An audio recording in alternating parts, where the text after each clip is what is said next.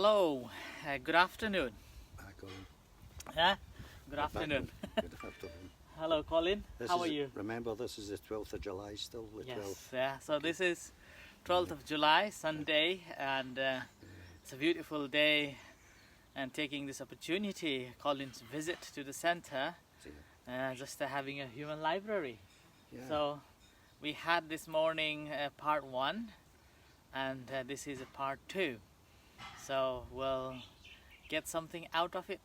So Colin, can you say something? I hope so.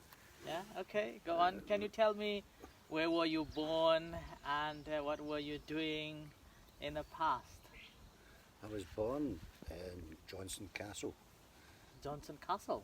That's the name of it. I was born absolutely. Oh, you're not I, the went, prince. I wasn't born in a castle, that was the name of the district Okay, in Johnston. not the castle And itself. the 25th of February 1962. Okay. Yep. I was born in a council house Was it in Glasgow? near Glasgow, Johnston, next to Paisley. Uh-huh. Yeah. Okay. In an industrial town. Uh-huh.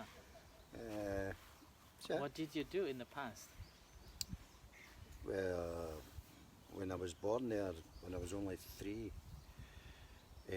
two, I was only two, Ah. and my sister was only about a couple of months old. Uh-huh. The whole family, we all moved or immigrated to Australia. Oh, okay. We lived there for 3 years. In Australia? Yep. Oh, It was a place called, just outside Sydney, Uh-huh. Cabramatta was the Okay. name of the place. Ah, And I loved it there, yeah. but my mum was homesick. Oh, okay. She didn't like it. So you came back.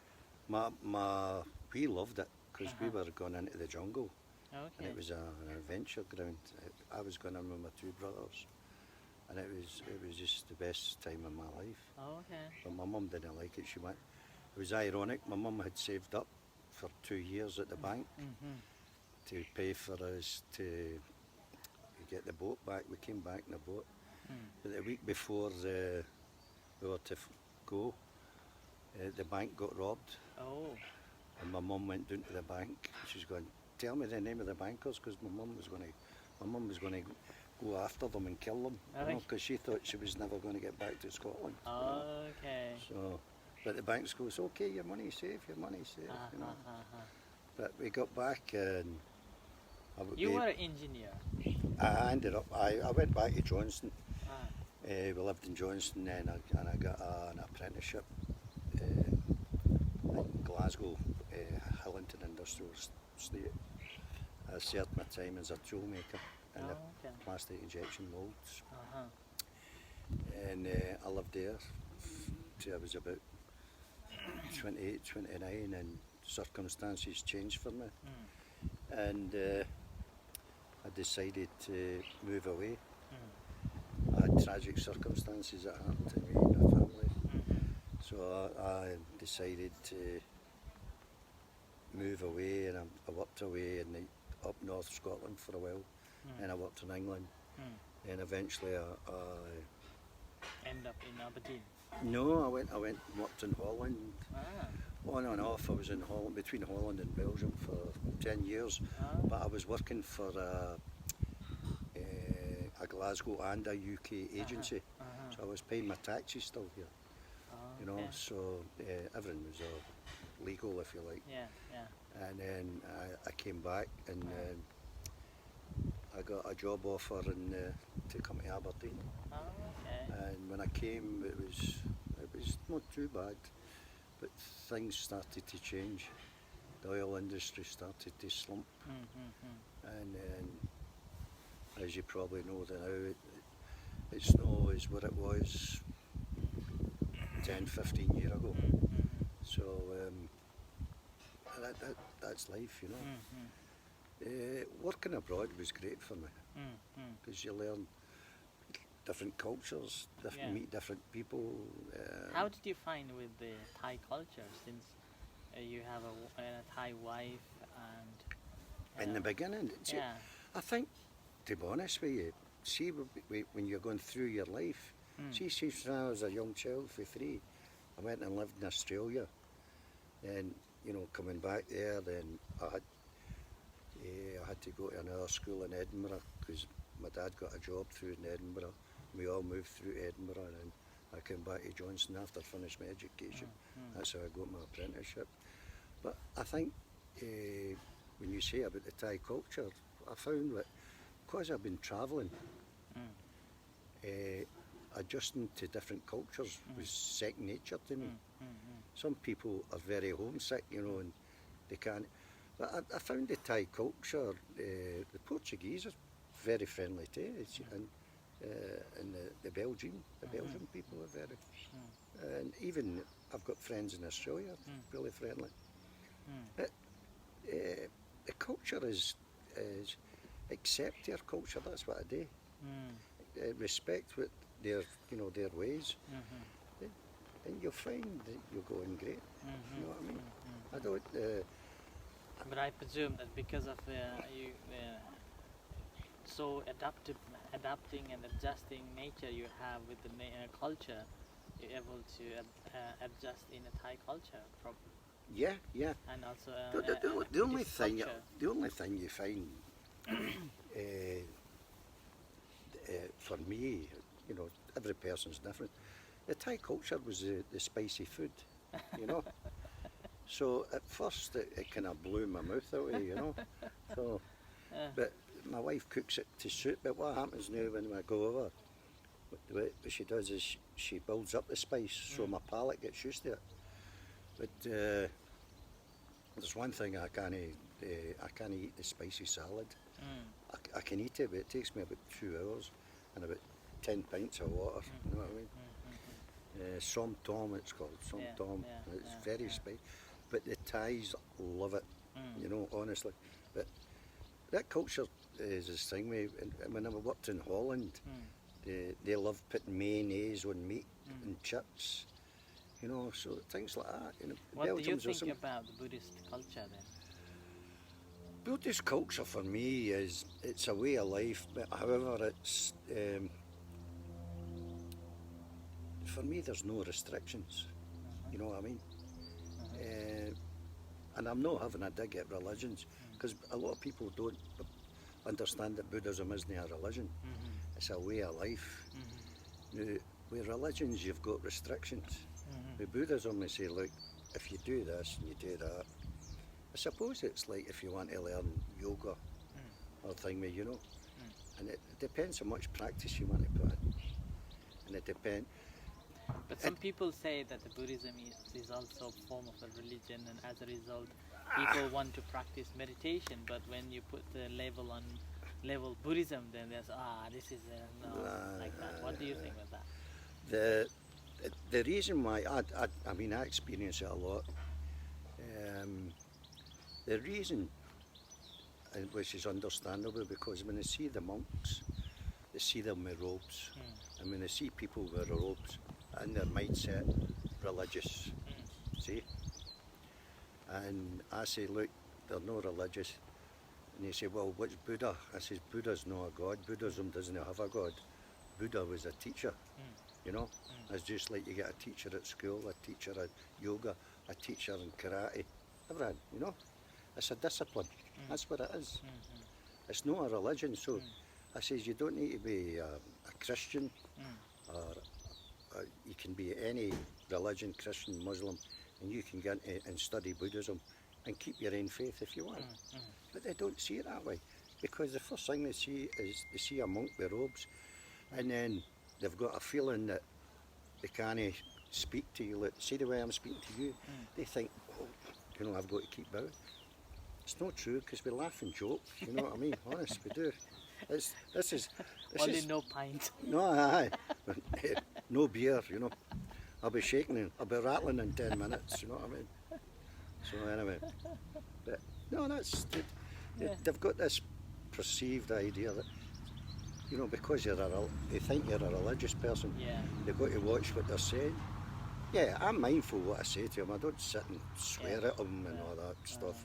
But you don't do that with normal people anyway, you know what I mean? Well, depending what night. If it's a Saturday night, you might, you know. But anyway, that's something else. Depends how the football results go. So when you were homeless and out of work, and that time you come to contact with again, maybe let's say reviving or returning to Buddhism and Buddhist meditation. How did it help you?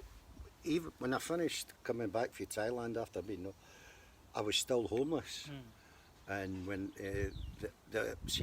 people wondering how could you fly out of Thailand, you're homeless. See, when this all happened, I booked a ticket a year before. So I was working and the ticket was all paid for. So, and the reason I was only out there for 2 weeks is because I says, I can go out there for my holiday for 2 weeks because I'm going to be back at work. Unfortunately, I didn't know that I was going to lose everything. But no, when I came back, I was still homeless, and I went back to the homeless unit, and they had gave my room to somebody else. So I had to sleep in the chair the first night. But the great thing about it, I was happy. I wasn't angry, upset. I was just happy that I had a roof over my head and I was sitting in a chair. I wasn't cold. And they says, we'll get you fixed up in the morning. And true to the word, they got me a room. And then we got my case officer back on, and then we started trying to get me a council house, you know, and which was absolutely fantastic how they helped me. You know, I got a lot of charities helping me, you know, and it was very beautiful. And when I came back and I was going through that, a lot of people seen a big change in me, you know. They says, you look different. I mean, there was just something different about me. But I think what it was, there was this calmness about me.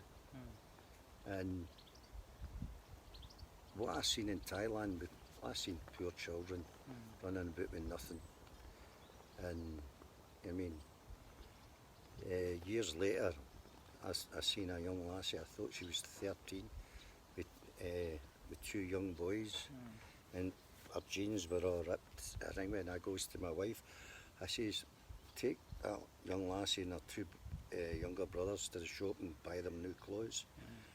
My wife goes, what age do you think she is? I says, 13. She says, no, she's 33. And that's her twin boys. Her husband had left her. She was that thin and angry, and I was shocked. She was 33-year-old, and I thought she was 30. And I was just, it's like, wow. So when I was out in Thailand, I seen a lot of poverty. When I came back here and somebody gave me a chair inside the house, I felt lucky. See? A lot of people would have complained, but I felt lucky. See, that was my attitude, or my expectations changed. You know? I think what you find is a lot of people don't appreciate what they've got because the desire for more, and there's not enough. They want more. And you say, look, you've got this, you've got a bed, you've got a roof over your head, your stomach's full. I mean, I meet kids that have no ate for weeks. You know what I mean?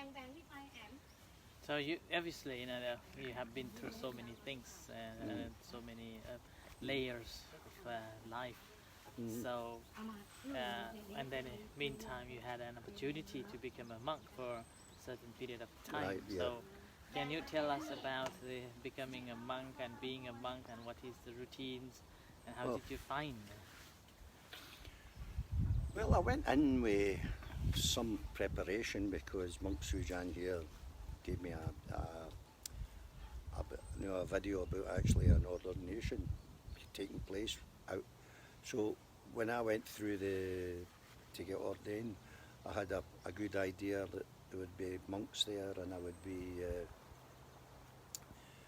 I was semi-prepared, but actually when you actually go into it, it's a nerve-wracking situation.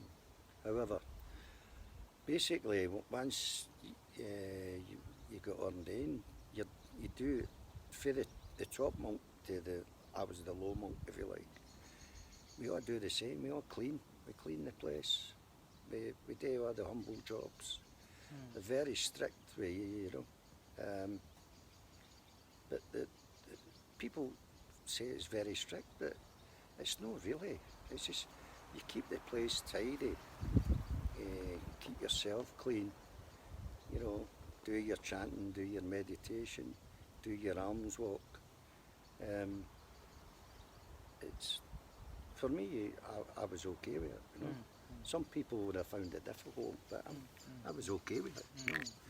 I mean, but I took every day as it came. I never went in with any expectations. I says, oh, let's see where this journey takes me. And it took me to a place I never dreamt of.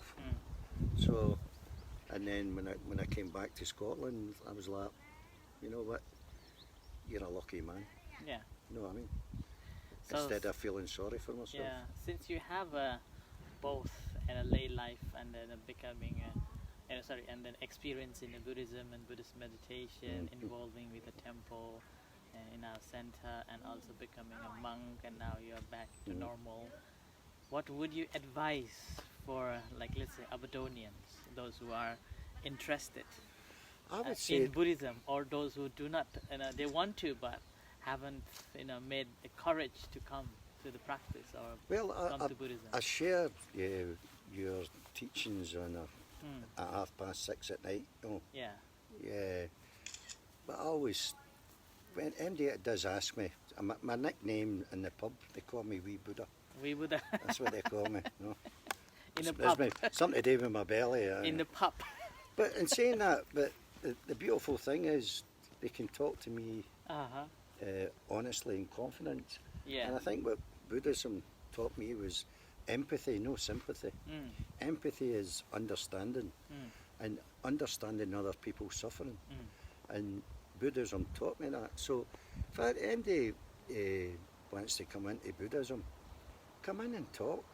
You don't need to, they're not going to force you to do anything.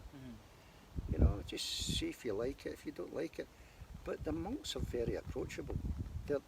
You can have a laugh and a joke with them.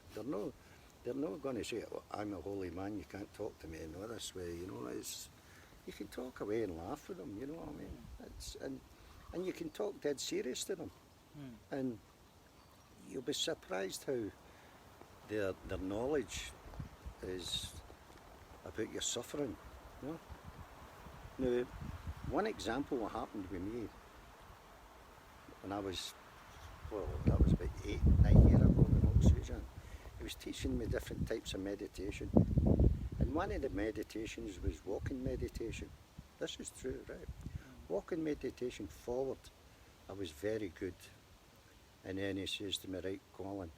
So every time I was teaching me different types of meditation, I would tell him what I was experiencing, and he could see what level I was going. You know, like if you're like a white belt in karate, says you're up to yellow, you're up to green. You know, because your mind's progressing. You've got to train, right? So I used to do the walk, and I was very good at that. And then he says, right, I want to teach you how to do back walk meditation. Walking back. Walking back, right? So walking back, and I was telling him I was having major problems. Now, at the time, Monk Sujan knew nothing about my past, not a thing. And he sat down with me and he says, you know the why you've got a problem here? And I says, I'm not out of balance, I just find it very difficult. And he hit it right on the nail. He says, you've got problems for the past, and that's how you find it difficult walking back. And when he told me that, I went away, and then I came back and I spoke to him, and I sat down and I told him about the tragic things that happened in my life. And then he could tell, because I was open and honest, what I was experiencing through my meditation, he was able to help me. I know people that are doing meditation, they don't tell them what they're experiencing because they think they're maybe going crazy or cuckoo. But I says, this is what I'm experiencing. Now, when he told me about I was having a problem with the past, and nobody knew anything, no. And he hit it in the nail, and he used like, I call Buddhism's like psychology. He got me to write it down what happened. Then he got me to write uh, my reflections on it. Reflections on it. And it was very therapeutic. I knew when I did my backward meditation, it's a lot better. It's not as still good as my forward, but it's a lot better. But it's wee simple things like that where you make big strides in your life. You know? Yeah, I remember after I have given you writings, you became more relieved. Yeah, all the free. pressure goes away. All the pressures went away. And I remember after that you got a job. Everything all changed. Yeah. And when I started my new job, usually when I started a new job I was very tense, but I was very relaxed.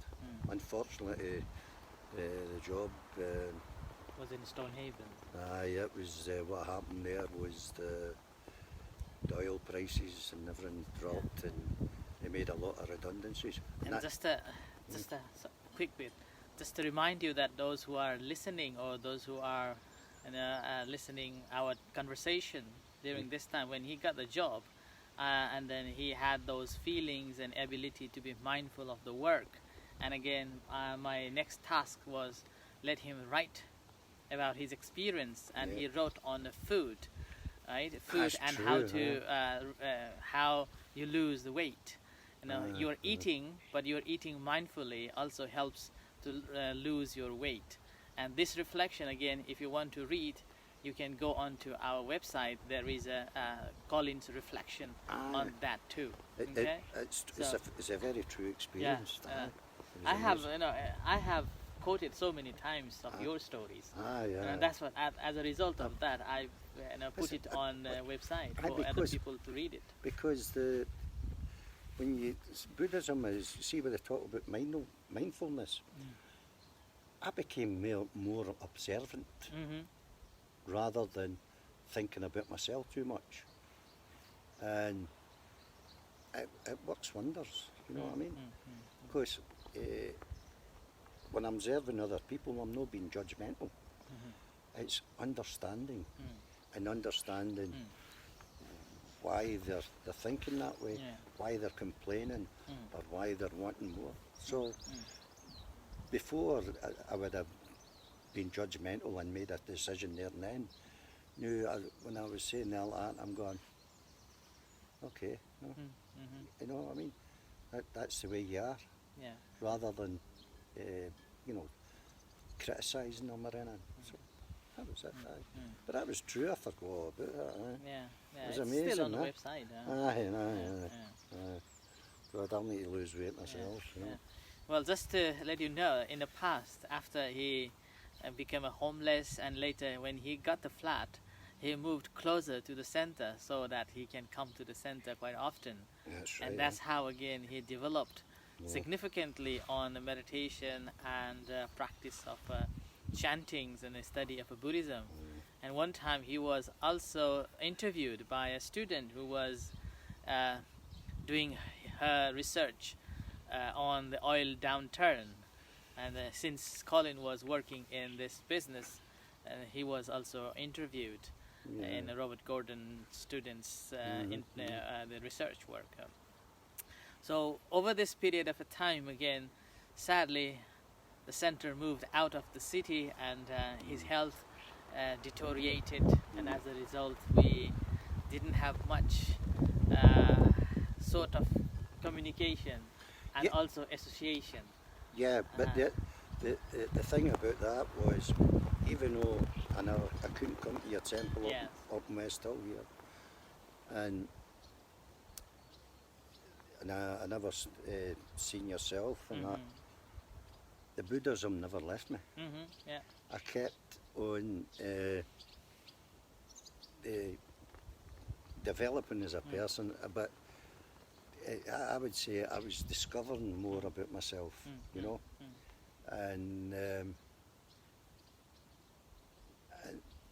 that's a scary thing in life, is to discover who you are, who you really are. And however, I've made a lot of good friends here in Aberdeen and all over the world, and I still keep in contact with them, and I wouldn't swap them for the world. Yeah. They're absolutely fantastic. Yeah, when you say about the scary of discovering yourself, you know, I remember when you realized that I knew about your past, and you were so scared and so frightened in a way, and so I thought emotional in the mood.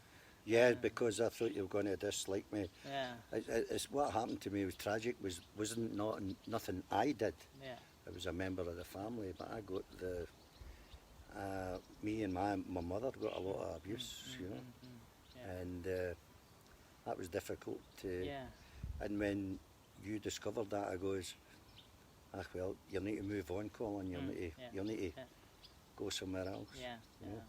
And so that's why, you know, this COVID-19 brought us again together.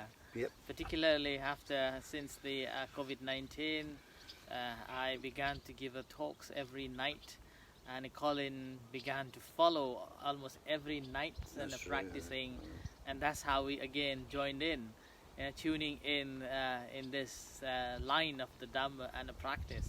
And last night I was talking about the question and answers, and I asked him about his diaries, whether it still exists, and he said yes, and that's how he came to the center today. I never threw them away. And that's how this opportunity to ask and have a little insight about his life and his practices. So what do you think about the center in Aberdeen? Buddhist center in Aberdeen. Well, this is no Aberdeen, this is West Hill, you know. Okay. So no, even if you've not got a car, you're knackered. You got a helicopter, you're fine. You know what I mean? So way out in the sticks. You know what I mean? Let's say, what do you think about having a Buddhist center in Scotland? In Scotland, in Scotland. Aberdeen. Okay. I think it's a stepping stone. It's a start. Yeah. Small steps. Yeah. So hopefully it can grow, and then people will get to understand it and see. You know, you can sit and have a laugh and a joke and have a serious talk. Yeah. And it can give you a help. I would call it more like psychology, rather than a religious way. You know, they don't say away to me, go and pray in the corner and your worries will go away. They tell you to practice this, try this, and for me the writing was very therapeutic for me. And then instead of running away for the past, I end up writing about it, and then my walking meditation got better. And I could have went through the whole of my life running away from a past that was not my own making, you know. And I think there's millions of people out there that's in the same boat as me. And they're frightened to talk about it because it's not a nice society's like that, but society's not very forgiving. You know? So probably my last question would be, what is when am I going home? What is your advice when you getting out of here? What is, since now we have a center in Scotland and the monks are coming and helping and working in the temples, and promoting Buddhism or obviously Buddhist meditation. In this case, since you've been engaged with the monks in the temple and even here as well as in Thailand, what would you advise for monks coming to the Scotland to promote or to teach? Come well wrapped because it's freezing. That's the one. That's Shalat, That's clever. Because they come with sandals. I says, don't come with sandals. You know what I mean? In that case, I will tell you, when I moved in Aberdeen, right, at that time everybody said it's very cold, but I feel very warm because of the community, so connected, and I feel so connected. That made me so warm. That was my always comment being here. Walking about with freezing feet, tell me. Your toes are blue, tell you. But what would I advise? See, the culture are no used to seeing monks walking in the streets. Mm-hmm. Arms, they Yeah. get mixed. See, when you've got the bowls in you, Yeah. many people have come up and says to me, they think you're Harry Krishners. They're going, Harry, you think you're walking about like that and you're away, you know. I says, it's not to do with Harry Krishners, you know, because they see the robes. So I think I would say to monks that come over here, if you do more alms walk, people will get to see Used it. to, They'll get familiar with it, Yeah. and then they maybe start approaching. Yeah. But I mean, I talk to people in the pub and all that, and they ask me questions about it and all that. Yeah. You know, but technology is great now, because the stuff you do, you're teaching, I share it on Facebook and I share it with my friends. So it spreads. Yeah. And so but everybody's got their own choices. If you don't want to do Buddhism, fine. If you want to come, fine. If you want to learn a wee bit about it, fine. You don't need to go right in and do it and become a monk. You can just come along and be in a happy place where you're happiest. Nobody's telling you you must do this, you must do that, you know. You go at your own pace. You know what I mean? You just do it at your own pace. They're not going to, if somebody next to you started the temple the same time as you and they're racing forward, they're not going to criticise you because you're going slow. They say, no, do it in your time. But the most thing is enjoy it. Don't make it a chore or a job. Do it because it gives you relaxation and it gives you a time when you're a wee bit confused or down, you can sit down and talk to them and see, they give you, the monks give you an unbiased opinion. There's no bias in it whatsoever, and there's no religious connection to it, whatever. So I remember when you saying that in Aberdeen they are not familiar with the monks and not used to with the monks, and that is the reason. When I was in the city, normally this day, I normally wear a robe and walk around in the city, and I think that how we met as well. I recognise you right away. Like I knew that. you were a monk, you know.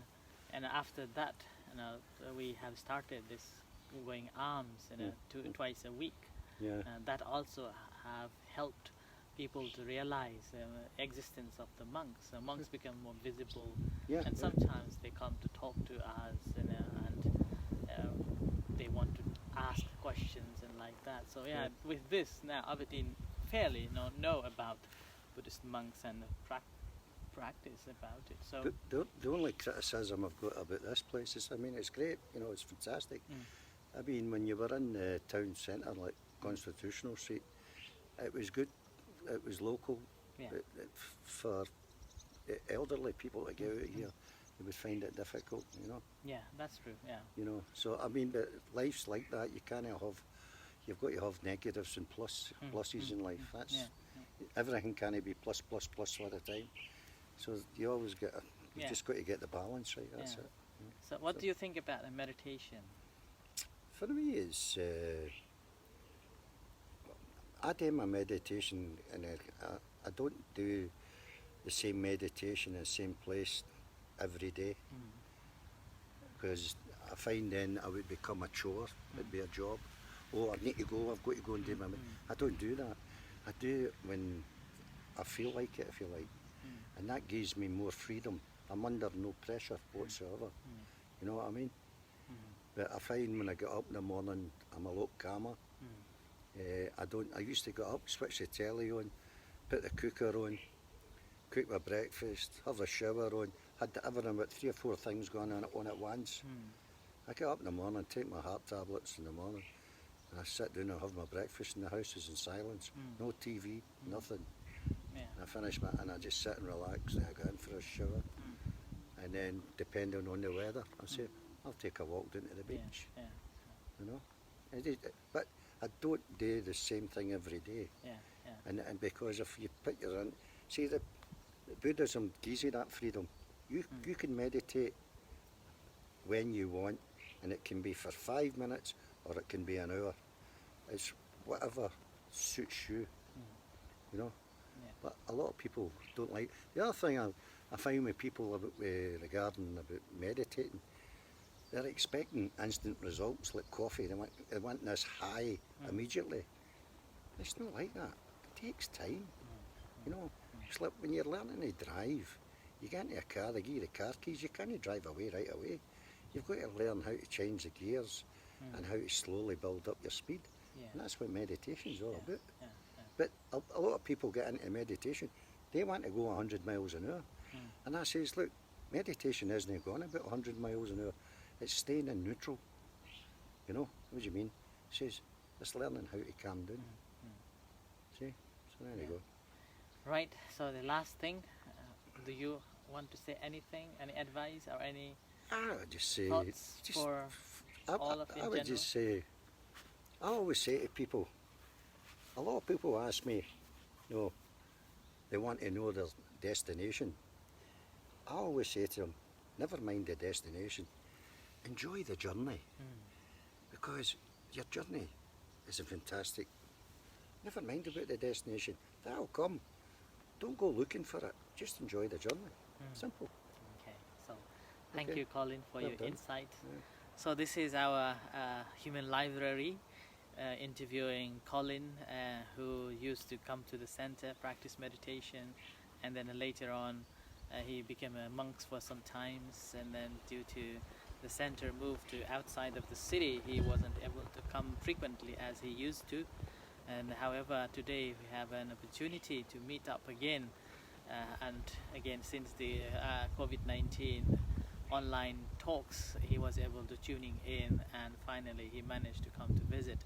Taking this opportunity, I thought better to have something, you know, about the human library, his life and his practice, and also advice for those who are thinking to come to the Buddhism or practice of meditation, particularly those who are having a fear to talk to the monks. Yeah, And, just talk to him. And if you and swear also- if you swear now and again, he'll not get angry with you. So thank you very much for listening and following us, and obviously we'll have a evening talk. You can come and join our online evening talk at 6:30, and the chanting meditation 7 o'clock, and the meditation 6:30 every night. So with this lovely weather, lovely day, enjoy, and may the Buddha bless you. See you soon. Thank you, Colin. Good Thank night. you.